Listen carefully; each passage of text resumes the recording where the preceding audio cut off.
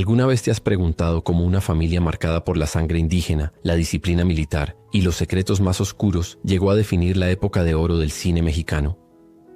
La dinastía Fernández no solo conquistó las pantallas con talento, sino que construyó un imperio sobre historias de pasión, traición y gloria que parecen sacadas de sus propias películas. Desde un disparo que cambió un destino hasta romances prohibidos que incendiaron sets de filmación, esta familia vivió cada capítulo de su existencia con la intensidad del mejor melodrama. Hoy descubriremos los secretos, las lágrimas y los triunfos de los Fernández, una saga donde el arte y el escándalo bailaron el mismo tango. Antes de comenzar, cuéntanos en los comentarios. ¿Desde qué ciudad nos estás viendo? Queremos saber dónde están nuestros amantes del cine clásico mexicano. Y no olvides activar la campanita para no perderte ninguna historia fascinante. Empecemos. Emilio Fernández Romo nació el 26 de marzo de 1904 en Mineral del Hondo, Sabinas, Coahuila, hijo del coronel Emilio Fernández Garza y de Sara Romo, una mujer de la tribu Kickapoo. Su infancia estuvo marcada por un episodio devastador que lo perseguiría toda su vida. A los 9 años, sorprendió a su madre con otro hombre. Cegado por la ira y el sentimiento de traición, tomó el arma de su padre y le disparó. Abrumado por la culpa, se escondió en un pozo durante 2 días mientras Sara huía a Estados Unidos, donde trabajaría el resto de su vida en una tienda de ropa.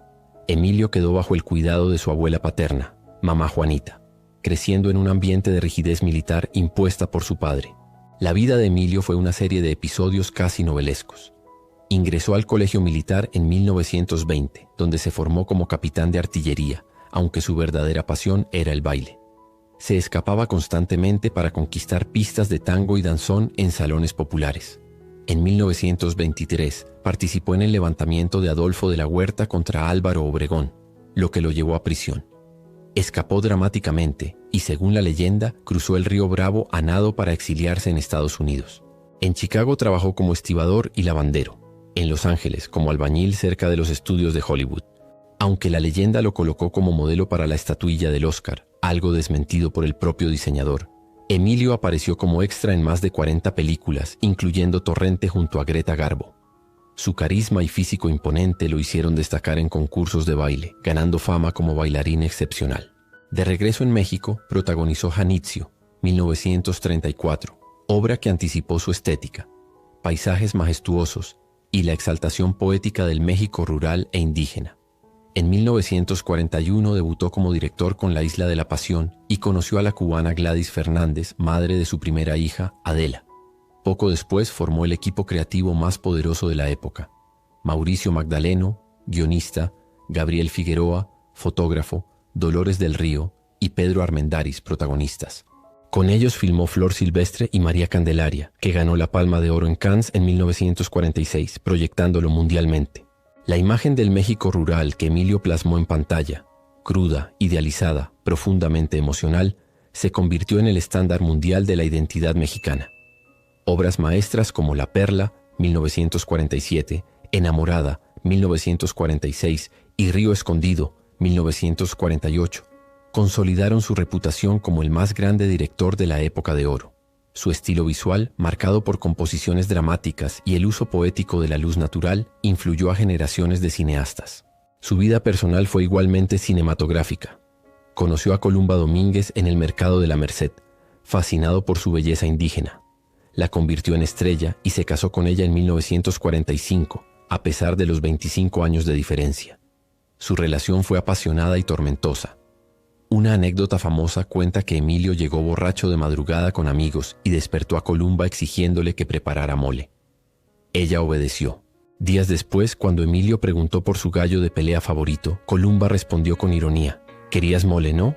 En 1952 nació su hija Jacaranda, quien murió trágicamente en 1977 al caer de un 3er piso en la Ciudad de México. El carácter de Emilio era legendario. En los rodajes era exigente hasta la crueldad, pero también capaz de ternura. Descubrió talentos caminando por mercados y pueblos, invitando a rostros auténticos a participar en sus películas. Uno de sus favoritos fue Poncianito, niño al que trató como hijo. Pero su temperamento explosivo también lo llevó a escándalos. En los años 70 fue encarcelado en Torreón por la muerte de un agricultor, episodio que manchó su reputación. En la segunda mitad de los años 50, su carrera como director declinó. Volvió a actuar en películas como La Cucaracha, 1959, y La bandida, 1963, aunque nunca recuperó su gloria anterior. Pasó sus últimos años en su famosa casa fortaleza de Coyoacán, una construcción imponente de piedra que él mismo ayudó a levantar. Murió el 6 de agosto de 1986 en la misma habitación donde había vivido sus últimos días, casi en soledad, como el personaje de una de sus propias tragedias. Fernando Fernández Reyes nació el 9 de noviembre de 1916 en Monterrey, Nuevo León. Era hijo del coronel Fernando Fernández Garza y de Eloísa Reyes, quien se casó con tan solo 16 años. Tras la muerte de Fernando Fernández Garza por viruela en 1918, el padre de Emilio, el coronel Emilio Fernández Garza, se casó con la viuda de su hermano, convirtiendo a Fernando en hermanastro de Emilio. Esta estructura familiar compleja marcó la infancia de ambos, que compartieron una vida de privaciones y disciplina militar estricta. Desde niño, Fernando mostró una sensibilidad artística excepcional. Cantaba, imitaba sonidos, dibujaba y soñaba con escenarios. Su debut ante un micrófono ocurrió en 1933 en la emisora XEH de Monterrey, donde su voz suave y melódica llamó la atención inmediatamente. Fue el cantante Emilio Tuero quien lo recomendó para ingresar a la poderosa XW en la Ciudad de México. Allí, Pedro de Lille lo bautizó como el crooner de América, término usado en Estados Unidos para cantantes de voz íntima y susurrante que interpretaban con cercanía emocional. Fernando conquistó todos los medios de su época: radio, discos, cabaret, cine y más tarde televisión. En 1939 protagonizó junto a la cantante Lupita Palomera la primera boda transmitida por radio en México, un evento histórico que incluso se escuchó en Cuba. Con Lupita tuvo 3 hijas: Lupita, Luisa Fernanda y Lorenza. Se volvió figura estelar en cabarets como el Waikiki, donde su elegancia y voz lo convirtieron en el favorito de la bohemia capitalina.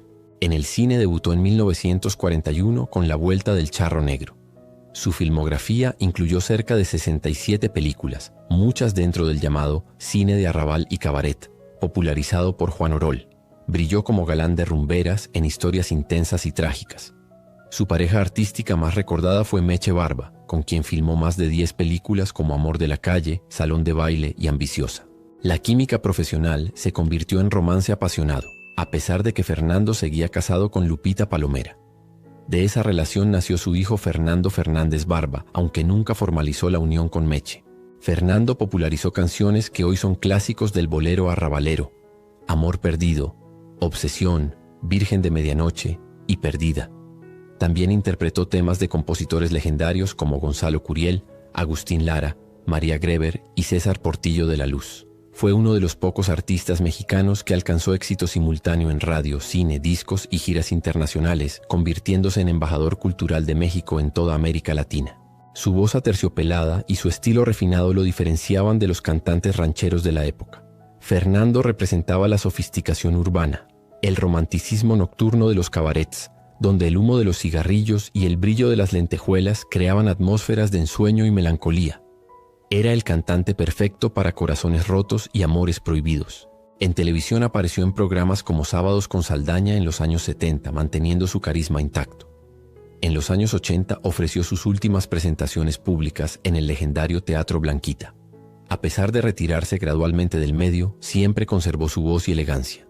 Pasaba sus días en su casa del Pedregal, rodeado de fotografías y recuerdos, orgulloso del legado de su familia y de su propia trayectoria como pionero del crooner en México. Fernando Fernández murió el 24 de noviembre de 1999 a los 83 años, víctima de un infarto. Su legado abarca 6 décadas de trabajo ininterrumpido. Dejó huella como cantante, actor y director. Dirigió algunas películas en la década de 1950, con un estilo único que marcó un antes y un después en la música popular mexicana. Mientras Emilio capturaba el alma del México rural, Fernando encarnaba la elegancia del México urbano y nocturno. La historia de Fernando es la del artista completo, versátil, elegante, apasionado. Un hombre que amó con la misma intensidad con que cantaba y cuya voz sigue susurrando en los oídos de quienes aman el bolero y la música romántica mexicana. Nicolás Jaime Fernández Reyes nació el 6 de diciembre de 1927, el más joven de los hermanos Fernández. A diferencia de Emilio y Fernando, Jaime no creció con el peso de la tragedia familiar temprana, pero sí heredó la disciplina férrea impuesta por su padre y la pasión artística que corría por las venas de la familia. Antes de pisar un set como actor, Jaime trabajó en la parte técnica de la radio como operador y especialista en efectos sonoros en estaciones de gran renombre. Este trabajo tras bambalinas lo familiarizó con el mundo del entretenimiento y le abrió las puertas a la industria cinematográfica. Su debut en la gran pantalla fue como extra en la segunda versión de Allá en el Rancho Grande, 1948, dirigida por Fernando de Fuentes. Su primo y medio hermano Emilio Fernández, reconociendo su talento y disciplina, comenzó a incluirlo en pequeños papeles en sus películas. Con el tiempo le ofreció la oportunidad de coprotagonizar Las Islas Marías, 1951, junto a Pedro Infante, papel que fue determinante para que Jaime fuera visto como un actor con verdadero potencial. A pesar del impulso inicial de Emilio, Jaime logró abrirse camino por mérito propio. En 1952, el director Roberto Gabaldón lo incluyó en El Rebozo de Soledad, actuación que le valió su primer premio Ariel. Ese mismo año, el célebre director español Luis Buñuel le confió el papel de Viernes en Robinson Crusoe, interpretación magistral que lo colocó en el radar internacional y le otorgó reconocimiento fuera de México. Poco después protagonizó La Rebelión de los Colgados, 1954, dirigida por Emilio, una película aclamada por la crítica y el público que le dio su tercer Ariel, consolidando su posición como uno de los actores más respetados de su generación. Sin embargo, la relación con Emilio Fernández, que parecía ser una sólida alianza artística y familiar, se tornó extremadamente complicada. La fuerte personalidad de ambos, sumada a sus egos profesionales, provocó constantes discusiones y enfrentamientos violentos en los rodajes. Los pleitos entre Emilio y Jaime eran tan frecuentes y explosivos que en ocasiones se necesitaba la presencia de mediadores para evitar que la tensión llegara a golpes. Finalmente, tras la rebelión de los Colgados, ambos decidieron no volver a trabajar juntos, manteniendo un distanciamiento profesional de más de 2 décadas. Este alejamiento fue doloroso, pero necesario para que Jaime construyera su propia identidad artística, lejos de la sombra abrumadora de El Indio. A partir de 1965, Jaime inició una etapa diferente en su vida al involucrarse profundamente en la defensa de los derechos de sus compañeros actores. Su compromiso lo llevó a ocupar la Secretaría General de la Asociación Nacional de Actores, ANEDA, cargo que mantuvo durante 12 años. También fungió como diputado federal por el PRI en 1971, combinando su carrera artística con responsabilidades políticas. Sin embargo, su gestión en la ANDA no estuvo exenta de polémica. Muchos lo acusaron de ejercer un liderazgo autoritario, de prolongar su permanencia en el cargo más allá de lo deseable y de mostrar poca efectividad para defender ciertos intereses gremiales. Estas tensiones internas provocaron la división del sindicato y el surgimiento del Sindicato de Actores Independientes, marcando una ruptura importante en la cohesión del gremio. Tras dejar los cargos sindicales y políticos, Jaime retomó plenamente la actuación en cine, televisión y videohomes. También exploró la dirección cinematográfica. Entre 1978 y 1984 dirigió 8 largometrajes, siendo Las Golfas del Talón su ópera prima. Aunque como realizador no alcanzó la misma fama que como actor, demostró su interés por narrar historias desde su propia visión creativa. En total filmó más de 180 películas, convirtiéndose en uno de los actores más prolíficos del cine mexicano. Jaime falleció el 15 de abril de 2005 de un paro cardíaco en las instalaciones de Televisa San Ángel, durante una junta con delegados de la ANDA, donde fungía como coordinador general. Tenía 77 años y padecía problemas coronarios y diabetes. Su nombre está escrito con letras de oro en la historia del cine y la televisión mexicana. Rogelio Donaciano Fernández Reyes fue el hermano silencioso de la dinastía, una figura menos conocida, pero igualmente parte del tejido de la época de oro del cine mexicano. Nació en Oaxaca de Juárez en 1922 y murió en Ciudad de México el 11 de julio de 1957 con apenas 35 años. Sobre la causa de su muerte existen versiones contradictorias. Algunos afirman que fue un infarto, otros que sufrió cirrosis hepática debido al alcoholismo. Rogelio llegó al cine de la mano de su medio hermano Emilio, quien lo convocó para pequeños papeles y repartos en sus películas. Entre sus primeros créditos figura La Isla de la Pasión, 1941, el debut como director de El Indio, donde Rogelio aparece en el elenco. Su rostro recio y presencia contenida lo encaminaron naturalmente a papeles de campesinos, peones, soldados o villanos de pueblo. Casi siempre en reparto secundario, rara vez protagonizó. Aún sin alcanzar papeles estelares, Rogelio quedó asociado a varios títulos mayores de la época. Río Escondido, 1948, La Malquerida, 1949, Pueblerina, 1949 y El Mar y tú, 1952.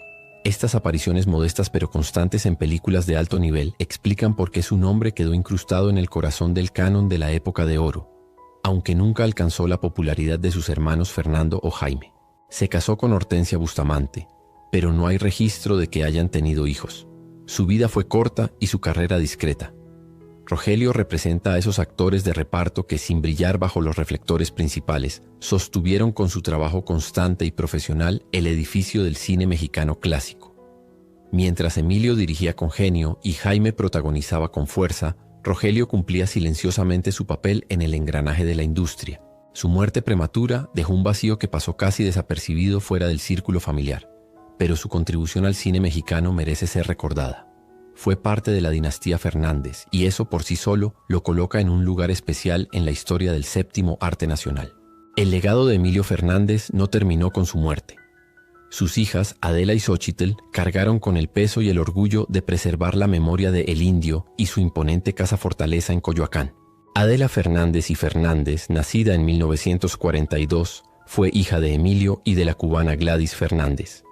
Escritora, dramaturga y promotora cultural, dedicó gran parte de su vida a preservar y difundir el legado de su padre. Publicó obras de narrativa, teatro, ensayo y libros de divulgación sobre culturas indígenas, heredando la pasión de Emilio por las raíces mexicanas. Entre sus obras destacan títulos que exploran la cosmogonía prehispánica y la identidad nacional. Tras la muerte de El Indio en 1986 y al no existir testamento, Adela heredó el patrimonio de su padre.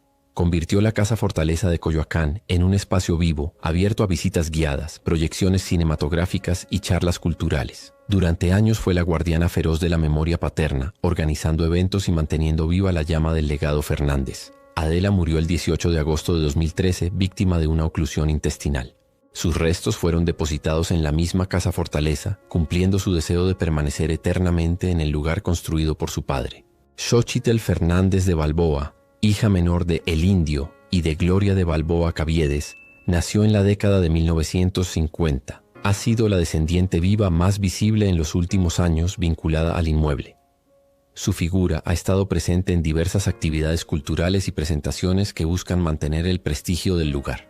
Tras la muerte de Adela en 2013, la Casa Fortaleza cerró sus puertas al público en marzo de 2014. Sin embargo, surgió un conflicto. La familia afirmó que Adela había dejado testamento nombrando a su hijo Emilio Quetzalcóatl Fernández como heredero universal. Desde ese momento comenzó un prolongado litigio legal que continúa hasta hoy. Actualmente la casa está abierta para paseos guiados, obras teatrales y eventos comerciales, pero el futuro del patrimonio sigue en disputa. La historia de Adela y Xóchitl refleja la complejidad de preservar un legado tan monumental como conflictivo. Así, la dinastía Fernández queda inscrita para siempre en la historia del espectáculo mexicano como una estirpe irrepetible, forjada entre el talento desbordante y el carácter indomable. Emilio, con su genio volcánico, dio al cine imágenes que hoy son patrimonio cultural de la humanidad. Fernando, con su voz aterciopelada, llevó la música romántica a cada rincón de América. Jaime, con su fuerza interpretativa y liderazgo sindical, dejó huella tanto en la actuación como en la defensa del gremio artístico. Y Rogelio, en su silencio, sostuvo el edificio del cine clásico desde las sombras. A su alrededor, hijos, amores, pleitos y leyendas tejieron un relato tan apasionante como sus propias películas. Entre rumores, romances prohibidos, disputas por herencias y hazañas artísticas, los Fernández se convirtieron en un mito vivo que sigue provocando fascinación. Su historia es la de una familia donde el arte y el escándalo caminaron siempre de la mano, donde cada generación, con sus luces y sombras, ha mantenido viva la llama de un apellido que aún resuena con fuerza en la memoria del cine mexicano. Gracias por quedarte hasta el final. Si te fascinó esta historia, déjanos en los comentarios cuál de los Fernández te pareció más interesante y por qué. No olvides suscribirte a Historias y Biografías del Cine para no perderte más biografías apasionantes de las grandes figuras del cine clásico. Dale like, activa la campanita y comparte este video con todos los amantes del séptimo arte. Hasta la próxima historia.